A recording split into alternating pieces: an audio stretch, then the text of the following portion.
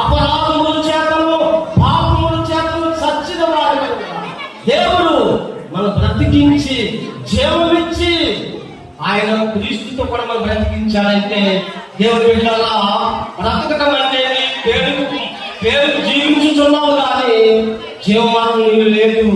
పాపముతో బ్రతికితే నీలో జీవం లేదు. పాపను విడిచిపెడితే నీలో జీవం ఉన్నట్టు లెక్క.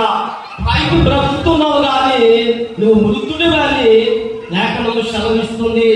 దావీదు భక్తుడు నా నీతికి ఆధారము దేవా, నీవే నాకు ఆధారము, నీవే నాకు సహాయము, ఇరుకులో నాకు విశాలత కలుగజేసేవాడు నీవే, ఏ మనుషులు కూడా నాకు సహాయము చెయ్యలేదని దావీదు భక్తుడు వాక్యము ద్వారా దేవుని గణపరుస్తూ ఉన్నాడని దేవుని బిడ్డగా మళ్ళా నలుగురు ఎంత కాలము నా గౌరవమును అవమానముగా మార్చెదరు, ఎంత కాలం